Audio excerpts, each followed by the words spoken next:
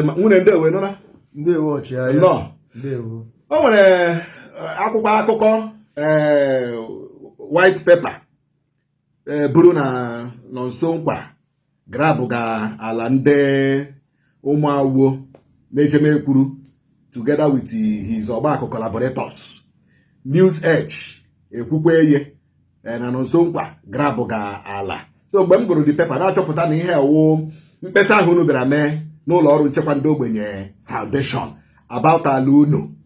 Otu nwoke a na-akpọ Shalaman Chidebere Ọpara na maka Anthony na ndị otie na ga ndị ụmụawụka nọ n'ọkwa ọgbakọ kansụl mba itoolu. Biko o nwere ihe unu nwere ike ikwu maka ihe ahụ press release ahụ ha mere?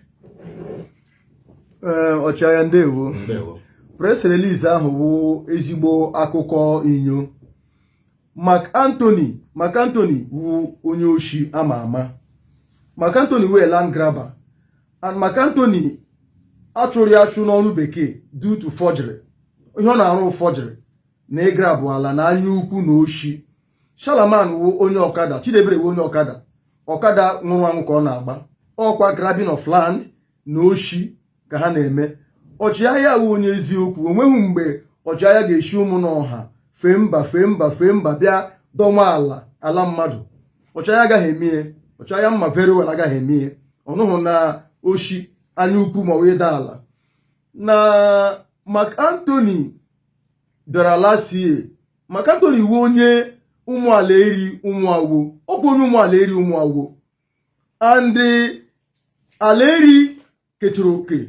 Ala eri ekechala oke before ikpe ama ajoin ya ala eri. Ala eri ekele oke.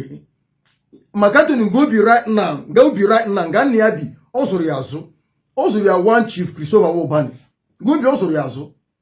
Ghọtago? So the last settlers in ụmụala eri ejimekwuru. So Mark Anthony abịa grade ala ụmụọwaka a na-akpọ nwa iwu. Ala ahịa nwa iwu / ogborome. Grade eye. Ụmụọwaka na-eti. Ịbụrụ ihe dị ihe a ka ihe dị ihe a. Mark Anthony burukwula ihe bụ na public service bịa igrade ala mmadụ because onye na-afọ ọjị ihe. So ka ihe buru gaa. Then gbanụ Shalaman wụ onye ụmụọgba. And ụmụọgba nwere 5 families na ụmụọgba. Shalaman wụ a very small boy. Ụmụọgba anyị na ha enweghị nghọtahie. Anyị na ụmụawo njenara enweghị nghọtahie. Shalaman na-abịa budo ozue ala ụmụnne ya over many plots. Bịakwara ala ụmụọwaka mebie ụka ọkpụ ntụrụkpa ugbo okpetikpo mebichichara ya. Budo ozu ala ụmụọwaka. Ala ụmụọwaka ahụ kwanụ ahịa wụ ogborome. Ala ogborome ụmụọwaka nụ mara kamgbe ụwa bidoro rute a. Ala ụmụọwaka ketekpene n'aka ọkwụ ketere n'aka ọgbakọ. Ndị mgbaka our ancestors ndị mere ihe a. Ka ihe a na-achụgharịga ụmụọwaka. Mark Anthony wụ onye oshi. O wụ onye oshi. Shalaman Chidebere Ọpara wụ onye oshi. Exodus ibe ọnụ mara ọkwa ndị otu oshi he. One Mr. Clement mmadụ akọlam wụ onye oshi. Isi Ikechukwu Shimbụbụ Ikechukwu Ọpara elder brother Shalaman wụ onye oshi. Onwe ihe ọchịagha mere ihe. Onwe ihe ụmụọwaka mere ihe. Anyị jirile ha ogwu. Anyị na-eji ogwu aga. Ọrụ ahụ ya taa.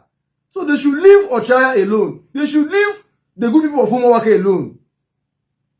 O nwere ihe ha kwuru ejikwa ekpe ikpe ahụ. O nwere na press release ahụ ha kwuru na ekpele ikpe ahụ na eze emetụma ekpele ya. Eze enwekwara eze ọzọ ha shikpere ya. Ama mma mgbe ekpere ikpe 1986 olee ebe nnụ nọ, olee ihe nwere ike ikwu maka ya? Ọchịagha ndewo. Eze ala ha ji emetụma ikpe ma ikpe ọdịnala ma ikpe ekpere na court. O nwere akwụkwọ a na-akpọ verdict. Eze emetụma ikpe 1986 or 1996. Iwete verdict ji ndị obodo lekwe verdict ikpe ekpere lekwe na ikpe gburu. Eze ọbụla na ụdị ọbụla kpe ikpe ma eze iyi duru eke kpe ikpe dị ọgba one of ọgba a na-ede aha mmadụ a na-ede aha na-enweghị isi. Eze ewu eze iyi duru eke dị ọgba one of ọgba kpe ikpe. Iwete verdict lekwe ọnụ ikpe a na-akpọ ọnụ ikpe n'asụsụ Igbo lekwe verdict okpere ekpọtọm ya. Ghọtago eji eze ekwe n'ikpe eze FI Ụzọmaka kpe ikpe ya wetie si lekwe ihe ekpere. O mere ikpe ha n'ụlọ ikpe buru ụkwa ndị ụmụala eri. Ikpe ahụ ekpere ekpechara ya ha agba ọsọ. A gara na ke Fadaide enye verdict si na ha ewe ọnụ ikpe na ụmụọwaka anwe ala. Kamgbe ha agba ọsọ. Ịkpesakwa na nna ikwu nwa ụbanị meme ụmụaka dọrọ ala adọrọkwa na ha dala gaa kọtụ ya na one Elder Paul anyị ka eme ma ha gara kọtụ megide ha abịa settle out of court. Elder Paul anyị ka eme abịa with ụmụnna ya, then nna ikwu Christopher Awobani abịa with ụmụnna ya, ha hazie ihe settle out of court. Nwee lekwe ndị a wunda ụmụ ala eri chinunga arụrụ lekwe ndị a wunda ụmụ akwụkwọ ọgbakọ precisely ụmụ obodo chinunga arụrụgoma a na-arị ya n'udo nwebeghị problem. Ọ wụzi maka Anthony Bralasi ebudo ozue ka ụmụọwaka Shalaman kpanụ abịakwanụ ala na-akpọ oborome budo ozue ka ụmụọwaka ikpe utedu fatix ikpere ji ndị obodo ji ndị ụwa lekwe ikpere n'ikpe uru ikpe ọ na-afọ ọjigharị maka Anthony onye na-afọ ọji afọ onye na-afọ ọji ihe onye tụrụ n'ọrụ oyibo maka Anthony tụrụ taa awụ oshi and forgery onye tụrụ n'ọrụ oyibo.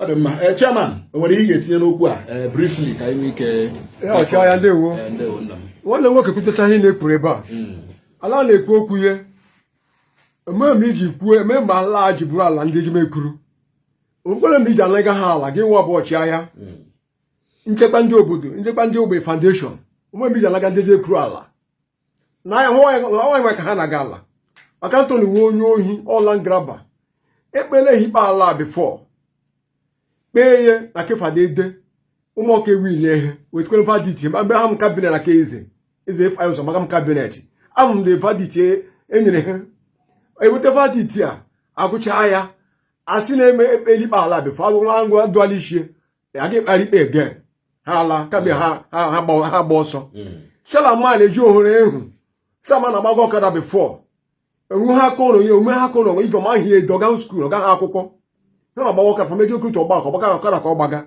ya gbazi into this business akpọla ngraba ozi enwere ego na ya re ala 60 million 8 millions of naira ihe were ego ya ebusonile ndị nwe ala ọkwari ma chụgharị ndị mmadụ achụgharị ndị na-eri ya ha mere a sị na o ji mgbe ha ya bụ ya anụ okelakpara ga ihe otu afọ mbara Shalaman hapụ anyị aka ndị ha mgbe ekoro okuko ha na-etoghị ha na-amaka ntụghe ekoro okuko na ndị ngwa ụbanị ekwuchakwana okwu mgbe ahụ ekwuchara okwu uwe mgbe ekwuchara okwu aha out of court ka esetụrụ ihe ewe nwa letara ngwa ụbanị esetụrụ ha eme bandị ka na-eche anụ gara ị na-aghọta emeghu mgbe maka Anthony ma ọwụ this guy Chidebere ọpara batara na ala rụọ ọrụ ma nna mụtara nna ya ma ya onye abatabeghị ihe a bịara ha labicha akpụ nwaanyị mere kasava nwa egusu ihe niile buo esumonu dị a buo ayogere ji arụgo ọrụ buo simenti gba na-agbala anyị Shalaman ịhapụ aka na ala anyị